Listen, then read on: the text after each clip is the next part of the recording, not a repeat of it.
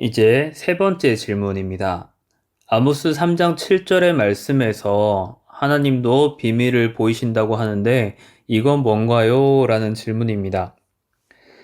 3장 7절의 말씀은 주 여호와께서는 자기의 비밀을 그 종 선지자들에게 보이지 아니하시고는 결코 행하심이 없으시리라 라는 말씀입니다. 표를 보시면 계시의 출발점이 어디서부터 다른지를 알 수 있습니다. 하나님께서 직접 자신의 뜻을 알려주셔서 준비시키시는 것과 마귀가 알려주는 것의 차이입니다. 목적은 단순한 미래 예측이 아니라 하나님의 뜻을 전하고 사람들을 올바른 길로 인도하기 위해서입니다. 이렇게 저렇게 하면 잘 될 거야 라는 그런 의미보다는 아모스의 시대적 배경을 생각해야 되는데 이때 이스라엘이 막 나가던 시절이거든요. 그러니까 죄로 인한 경고를 하기 위해 이 말씀을 하셨던 거고 지금 이 상태가 지속되면 진노의 막대기를 피할 수가 없으니 행위를 돌이키고 회개시킴으로써 다시 회복할 기회를 주시겠다는 말씀에서 이 3장 7절이 기록되어 있습니다. 예를 들어 고속도로에서 공사를 하고 있다고 생각해 보면 전광판을 미리 알려주고 또 일정 지점에 들어서면 소리도 나고 미리 피할 수 있도록 세이프티콘을 세워두잖아요. 미리 경고를 해줌으로써 혹시 모를 사고를 예방해 주는 것처럼 말이죠. 말씀을 듣는 자들로 하여금 자신의 행위를 돌아볼 수 있는 가르침을 주시는 것이죠.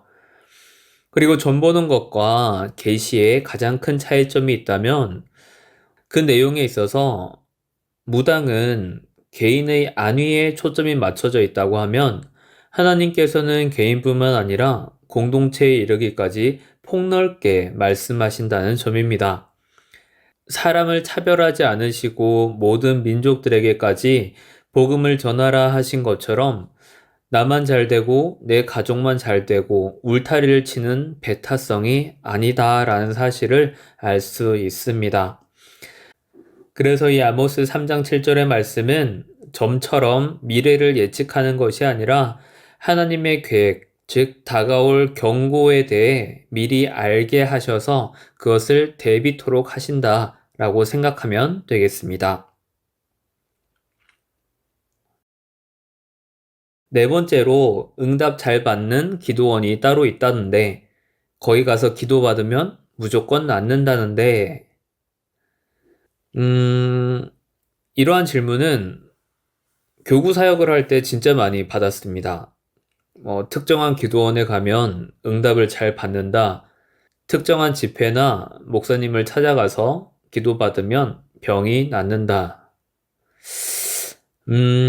매우 조심스럽습니다. 그럼 일단 응답 잘 받는 기도원부터 이야기를 해보면 하나님께서 특정 장소에서 역사하시나? 라고 생각해보면 그건 좀 무리가 있습니다.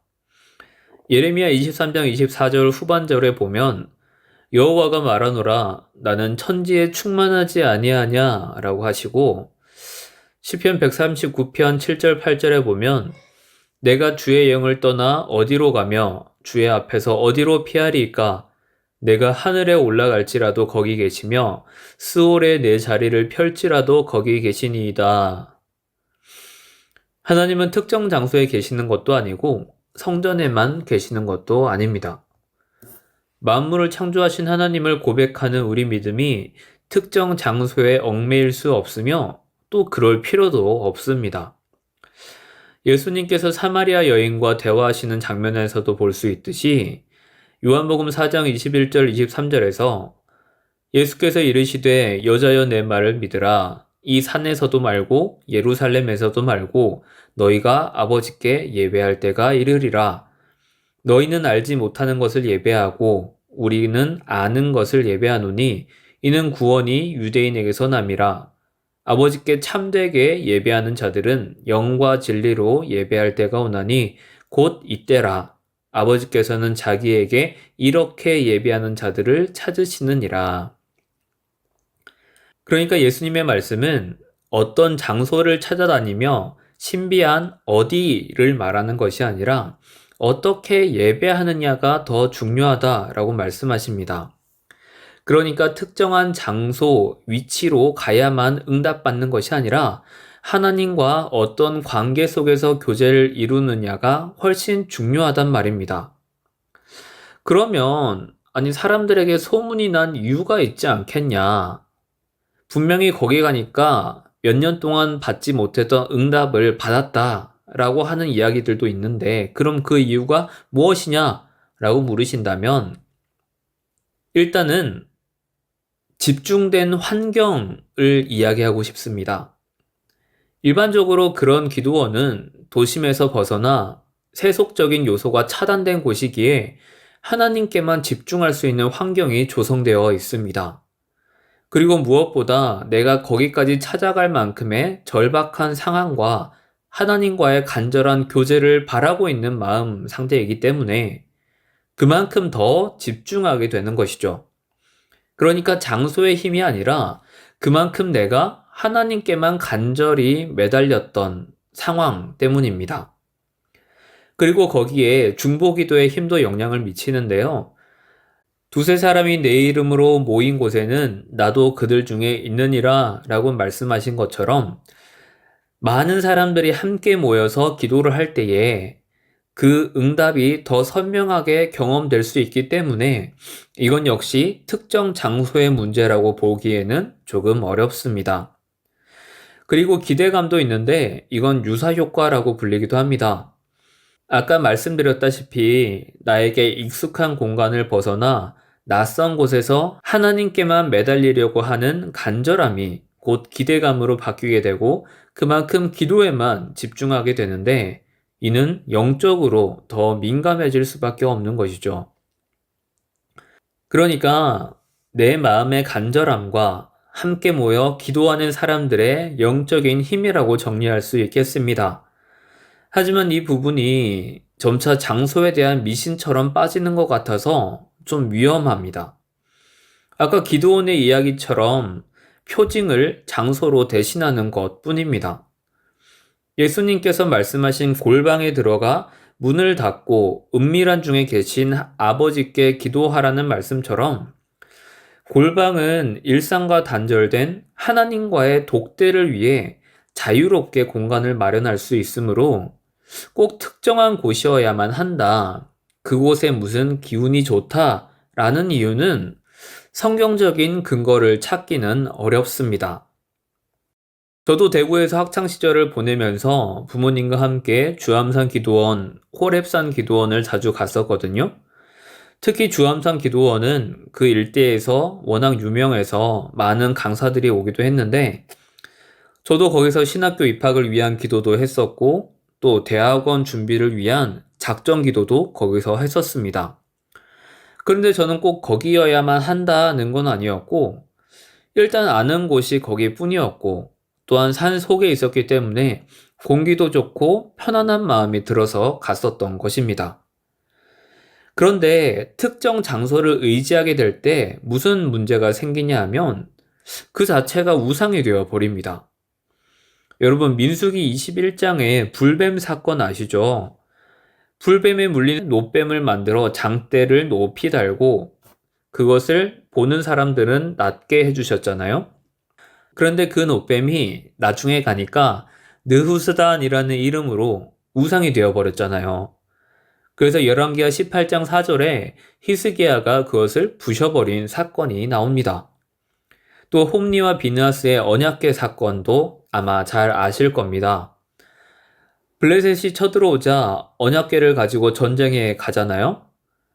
그런데 전쟁에서도 지고 그들도 죽임을 당합니다. 이들이 생각했던 것은 하나님의 언약궤가 우리와 함께 있는데 전쟁에서 진리가 없다라고 생각한 거죠. 그러니까 언약궤 자체가 우상이 되어 버린 겁니다. 부적이죠, 부적. 그러다가 전쟁에도 지고 언약궤도 빼앗기죠. 이 소식이 아버지였던 엘리에게 전해지자 엘리도 그 소식을 듣고 사망하고 말고요. 또 미가 3장과 예레미야에서도 나오지만 바벨론이 쳐들어왔을 때 그 지도자들은 당시 매우 교만했습니다. 여호와의 성전이 바로 예루살렘에 있는데 이 예루살렘이 결코 멸망할 리가 없다라고 호언장담하면서 끝까지 교만하며 회개를 하지 않다가 결국 하나님께서는 예루살렘을 바벨론에 의해 멸망당하게 하고 또 성전이 회파되게끔 하는 사건이 있었잖아요. 그러니까 평소에 익숙한 환경을 떠나 기도원으로 간다는 것 자체가 하나님을 향한 간절함이나 열정, 그리고 본인의 간절한 기도 제목에 그러한 곳을 찾아가지만 꼭 거기여야만 한다. 어디에 있는 그 기도원이어야만 한다. 라고 생각하신다면 그건 문제가 있고 변질될 위험성이 있기 때문에 장소를 맹신하시면 안 됩니다. 어떤 곳에서는 신비주의나 여러분들의 그런 간절함을 이용해서 가스라이팅 하는 곳도 있습니다. 이단들이 많이 쓰는 방법이니까 경각심을 가지시면 좋겠습니다. 그리고 특정한 곳에 가서 기도받으면 낫는다? 이것도 비슷한 거죠. 그런데 이 부분만큼은 앞선 기도원보다 더 간절하실 것 같아요. 왜냐하면 그만큼 더 피부에 와닿고 각자의 아픔이 간절하고 낫고 싶은 마음이 크니까 그런 거죠. 또 주변 사람들에게 간증하기에 이만한 것도 없습니다. 그만큼 미혹될 가능성도 더 크고요. 예수의 이름을 팔아서 그냥 짜고 치는 사기도 많습니다. 일단 하나님께서는 사람을 통해 치유하신다라는 것은 명백한 사실입니다. 예수님께서 하신 사역은 제외하더라도 사도행전에 보면 베드로가 성전 미문에서 걷지 못하는 자를 일으켰고 또 고린도전서 12장에 소개된 성령의 은사들을 보면 9절에는 어떤 사람에게 성령으로 병 고치는 은사를 이라고 기록하고 있습니다. 또 마가복음 16장에는 믿는 자들에게 이런 표적이 따르리니 내 이름으로 귀신을 쫓아내며 새 방언을 말하며 뱀을 집어올리며 무슨 독을 마실지라도 해를 받지 아니하며 병든 사람에게 손을 얹은즉 나으리라 하시더라. 이처럼 하나님께서 사람을 통해서 기적을 베푸신다는 것을 알 수 있습니다. 그런데 특정한 집회에서 치유가 자주 일어나는 것처럼 보이는 이유는 그 역시 간절한 믿음과 하나님께서 고쳐주실 것이다 라는 기대감입니다. 혈루증 여인의 마음만 살펴보아도 우리가 알 수 있잖아요. 이는 제 마음에 그 겉옷만 만져도 구원을 받겠다 함이라고 기록합니다. 그러자 예수님께서 따라 안심하라 내 믿음이 너를 구원하였다 라고 하시잖아요. 그러니까 장소나 사람의 능력이라기보다는 당사자의 간절함이 하나님께 상달되었다 하는 것이 더 성경적입니다.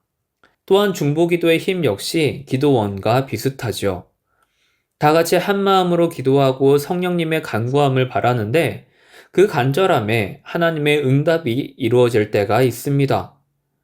하지만 이것은 전적인 하나님의 주권하에 있기 때문에 제가 감히 이렇다 저렇다 설명드리기에는 좀 주저되는 부분이 있습니다. 그런데 명백한 문제점들은 있습니다. 한창 떠들썩했던 금리빨 기적 들어보신 적 있습니까? 이것이 기적의 표징으로 소개되고는 했는데 극단적 체험주의나 신비주의로 잠깐 인기를 끌다가 이내 사그러들었습니다.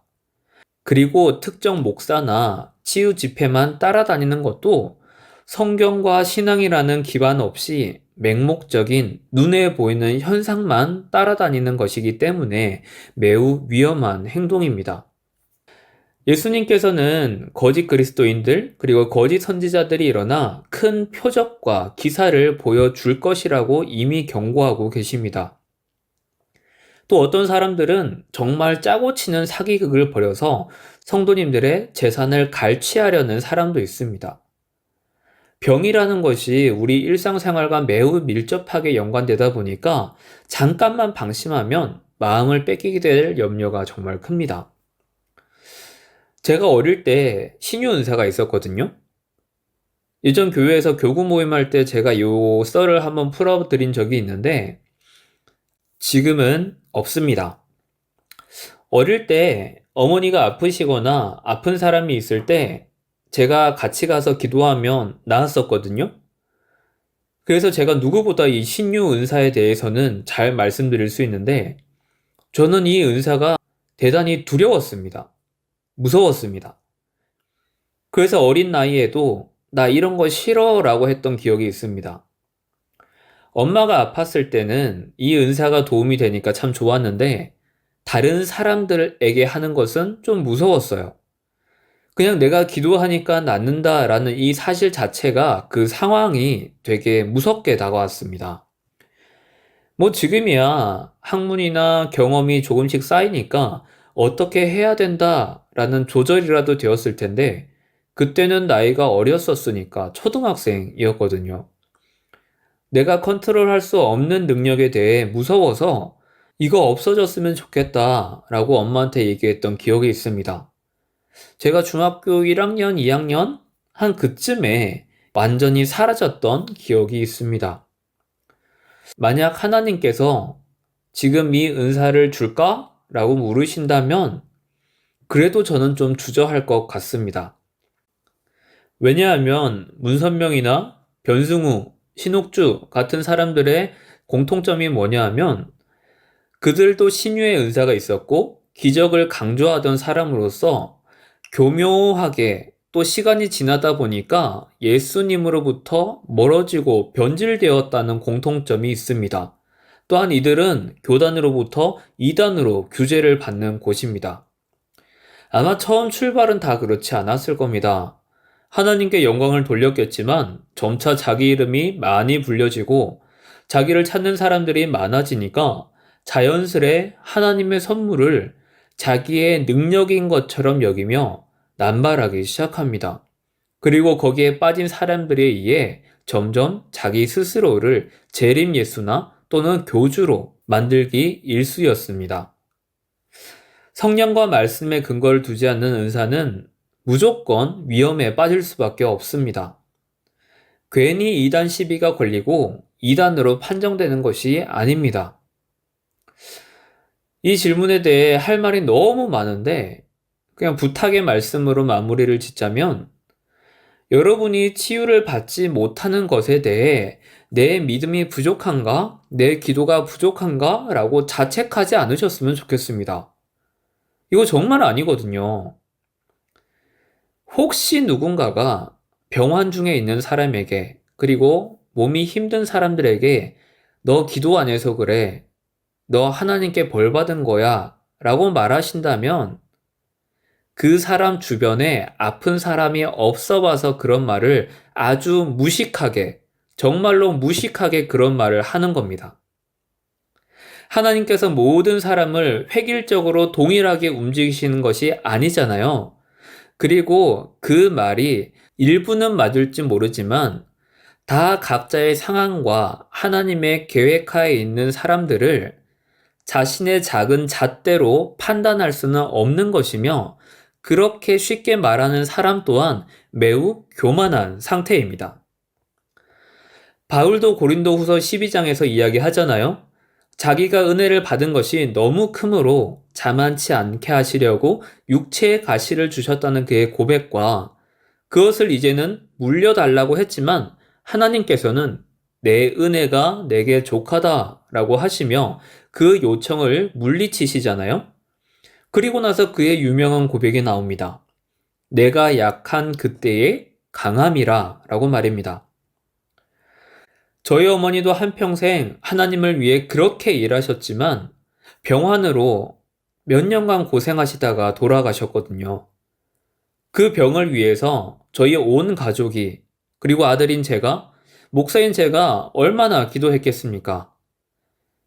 그런데 그 병을 통해 이루시는 하나님의 일들이 있었고 우리가 변화되는 것들이 있었거든요. 또 환자의 가족이 되어 보니까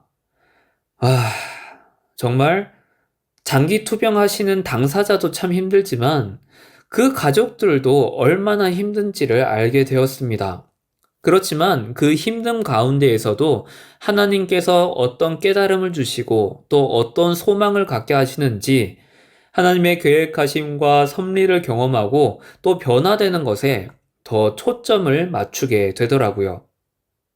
지금 당장의 불편함이 있습니다. 아프면 금전적으로도 관계적으로도 자기 스스로에게도 너무 힘든 것들이 많이 있습니다. 그것 잘 아는데 그럴 때일수록 우리가 하나님의 계획을 더 바라볼 수 있었으면 좋겠습니다. 미흡하지만 이렇게 몇 가지 질문들에 대해 답해 보았습니다. 여러분, 우리를 미혹하고자 하는 것들이 주변에 너무 많이 있습니다. 그래서 좁은 문으로 가라 하신 예수님의 말씀에 더 와닿는 것 같습니다. 남들 다 하는 거 왜 우리는 그렇게 하면 안 돼요? 라고 생각할 수 있겠지만 그 좁은 문이 우리로 하여금 미혹을 끊어내게 하기 위한 하나님의 계획인 줄 믿습니다. 결국에는 좁은 문으로 향하던 그 발걸음에 하나님께서 축복하시고 그 발걸음을 인도하심으로 반드시 우리를 승리케 하실 것입니다. 이제는 우리 눈에 족하려고 하는 점을 보고 사주를 보고 무당을 찾아가는 것보다는 눈에 보이는 현실 그 너머에서 일하시는 하나님을 믿으시고 모든 주권이 하나님께 있음을 고백하셨으면 좋겠습니다.